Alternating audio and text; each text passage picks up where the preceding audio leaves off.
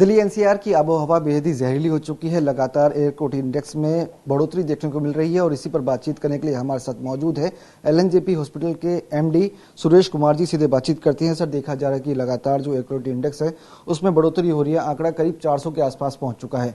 Sir, ऐसे में किस तरह से सावधानी बरतें और एलएनजेपी हॉस्पिटल की बात की जाए तो यहाँ पर किस तरह के मरीज आ रहे हैं प्रदूषण को लेकर? जब भी एयर क्वालिटी इंडेक्स खराब होता है, जो एयर में सस्पेंडेड पार्टिकल्स होते हैं, इसके साथ साथ जब भी प्रदूषित हवा ज़्यादा बढ़ती है, जैसे कि हमने देखा कि दिवाली के आसपास हर साल बढ़ता है। इस साल थोड़ा सा मामूली सुधार हुआ है, पर हमने देखा है कि जो भी पेशेंट्स होते हैं, चाहे वो बुजुर्ग व्यक्ति हैं या बच्चे हैं या वो व्यक्ति जिनको कि प्री एग्जिस्टिंग लंग प्रॉब्लम्स हैं, जैसे स्मोकर्स हैं, जो बीड़ी सिगरेट पीने वाले व्यक्ति हैं, उनको सांस में तकलीफ ज़्यादा होती है और ऐसे व्यक्तियों को हमें नेबुलाइजेशन करना पड़ता है। उनको हम कई बार भर्ती भी करते हैं और ये जो समस्या है, क्योंकि sudden change in the weather की वजह से भी होता है।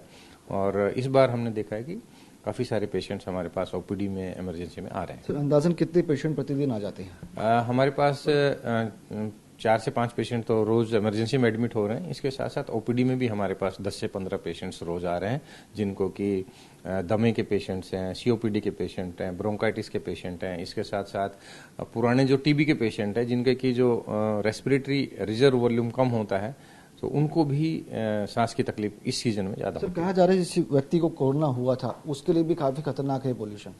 जी हाँ, काफ़ी सारी स्टडीज़ हुई हैं, रेट्रोस्पेक्टिव स्टडीज़ 20 से अधिक स्टडी यूरोप में और अमेरिका में हुई हैं, जिसमें ये देखा गया है कि यदि कोविड है और प्रदूषण है तो उसमें आपको कॉम्प्लिकेशंस ज़्यादा हैं, इमरजेंसी विजिट्स ज़्यादा हैं, भर्ती करने की ज़्यादा ज़रूरत होती है। उनका जो ऑक्सीजन का जो लेवल है, स्तर है, वो कम हो जाता है और उसकी वजह से रेस्पिरेटरी कॉम्प्लिकेशंस कोविड पेशेंट्स में या लॉन्ग कोविड में या पोस्ट कोविड में प्रदूषण हवा के साथ उनका जो है कॉम्प्लिकेशन का देखा गया है कि ज़्यादा होती हैं। और उनमें हमने देखा कि आईसीयू में भी भर्ती करने पड़ते हैं इस तरह के पेशेंट, जो कि कोविड वाले पेशेंट है और उनको यदि प्रदूषित हवा होती है तो उसकी वजह से आईसीयू में आपको बाईपैप या उनको दूसरी जो ऑक्सीजन की कमी है उसको पूरा करने के लिए हमें बाहर से ऑक्सीजन सपोर्ट देना पड़ता है। सर, सावधानी पूछना चाहूँगा सर, किस तरह की सावधानी बरतें हैं कि पोल्यूशन से जैसे बढ़ रहा है तो कैसे बचाव किया जा सके? This is very important question कि हाउ टू प्रिवेंट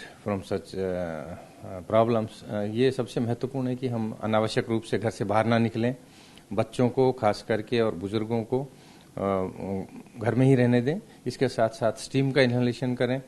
जब भी आप घर से बाहर जाएं तो आप मास्क का प्रयोग करें, कि मास्क का प्रयोग करेंगे तो जो PM 2.5 पार्टिकल्स होते हैं, सस्पेंडेड पार्टिकल्स होते हैं एयर में, खराब जो कण होते हैं, उससे बचा जा सकता है।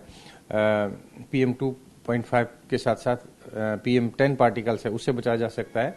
और हमने देखा कि प्रदूषण का मुख्य कारण होता है कि धूल, मिट्टी, इसके साथ साथ sulphur dioxide, nitrous oxide, carbon content, ये जो हैं जो कि एयरवे को नुकसान पहुंचाते हैं। तो यदि आप मास्क लगाएंगे तो इससे काफ़ी फायदा होता है।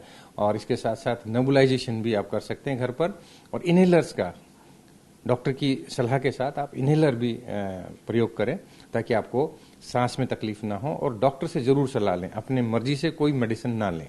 तो साफ है कि डॉक्टर से जरूर सलाह लें अगर किसी प्रकार की भी दिक्कत होती है, सांस लेने की परेशानी हो सकती है। इसलिए डॉक्टर साफ कहते हैं कि गर्भवती महिलाएं, बुजुर्ग और बच्चे अपना खासा ध्यान रखें। जरूरत पड़ने पर ही घरों से बाहर निकलें और बाहर निकलें तो मास्क लगाकर ही बाहर निकलें। के साथ विवेक शर्मा।